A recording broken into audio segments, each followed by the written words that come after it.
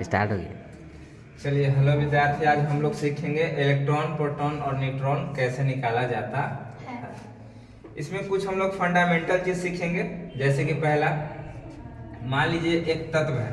तत्व मान के चले हम x के ऊपर लिखे a और नीचे लिखे b।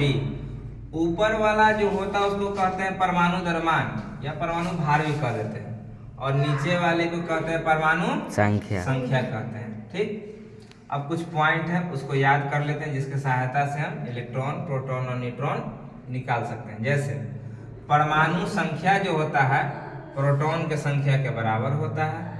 फिर दूसरा पॉइंट, प्रोटॉन की संख्या इलेक्ट्रॉन की संख्या के बराबर होता है। थर्ड पॉइंट, परमाणु द्रव्यमान प्रोटॉन की संख्या और न्यूट्रॉन की संख्या के बराबर होता है। इसको एग्जाम्पल के थ्रू एक समझते हैं। एग्जाम्पल है हमारा यहाँ पर। सपोज मान लीजिए कोई तत्व है, उस तत्व का नीचे में दिया हुआ 8 और ऊपर में दिया हुआ 16। यानी कहने का मतलब है कि परमाणु संख्या दिया हुआ है 8 और परमाणु भार दिया हुआ है 16।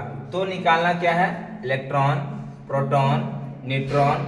तत्व कौन सा है, तत्व धातु है या अधातु है, सब पता कर लेंगे एक ही बार में। चलिए तो निकालते हैं। सबसे पहला निकालेंगे, जब भी निकालना होगा तो निकालेंगे सबसे पहले हम लोग प्रोटॉन निकालेंगे, क्योंकि प्रोटॉन निकालने से इलेक्ट्रॉन और न्यूट्रॉन निकालना आसान हो जाता है। तो प्रोटॉन निकालते हैं। तो यहाँ पे हम लोग पढ़े हैं कि प्रोटॉन संख्या इलेक्ट्रॉन संख्या के क्या होता है? बराबर होता है। ठीक, तो प्रोटॉन परमाणु संख्या लिखे तो परमाणु संख्या पता चला मेरे पास 8 है।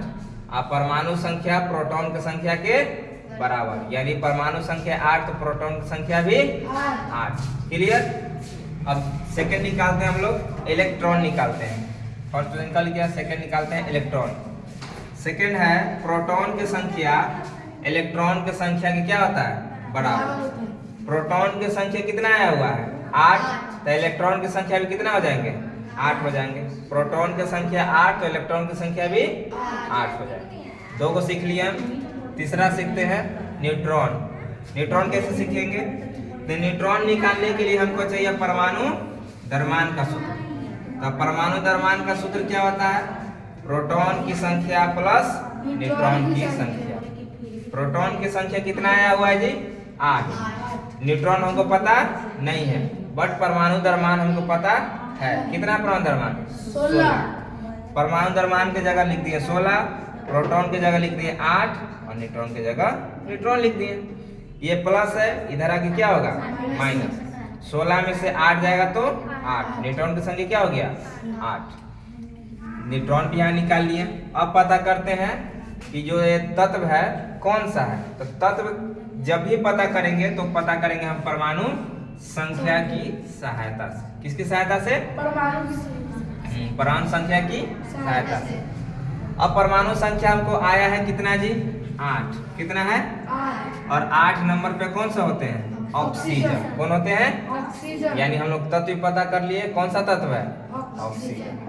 अब पता करना है ये जो तत्व है धातु है या अधातु। धातु अधातु को पता करने के लिए इस ट्रिक पे जाएंगे, 2, 8, 8, 8 पर। अब देखिए क्या कर देंगे कि परमाणु संख्या को इस पे ब्रेक करेंगे, यानी तोड़ेंगे।